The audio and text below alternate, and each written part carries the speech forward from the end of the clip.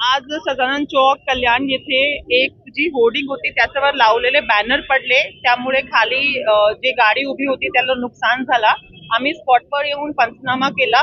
जे कॉन्ट्रॅक्टर आहे त्यांनी योग्य पद्धतीने SOP फॉलो केले नाहीये होर्डिंग वर बॅनर लावताना, त्यामुळे त्यांच्यावर आम्ही योग्य कारवाई करतोय आणि जी नुकसान भरपाई आहे ते पण कॉन्ट्रॅक्टर मार्फत त्यांना दिली गेली पाहिजे याचं आम्ही निश्चित करतो त्यांच्यावर जबाबदारी आणि त्यांच्यावर FIR सुद्धा करतो, कारण त्यांनी पब्लिक नेग्लिजन्स यामध्ये केलेला प्रथम निदर्शनास येतोय.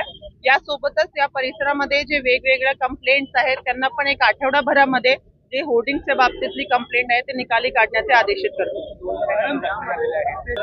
ऍक्च्युली स्टेशन परिसरामध्ये काही रेल्वेची हद्दीमध्ये आणि काही आपल्या हद्दीमध्ये होर्डिंग्स लावले होते. आपल्याकडे जे होर्डिंग्स आहेत त्यामध्ये कारवाई सुद्धा झाली होती आणि जे रेल्वेच्या हद्दीमध्ये होर्डिंग्स आहेत त्यासाठी आम्ही रेल्वेचे कर्मचारी जे आहेत त्यांना आदेशित केलेलं आहे ते काढण्यासाठी.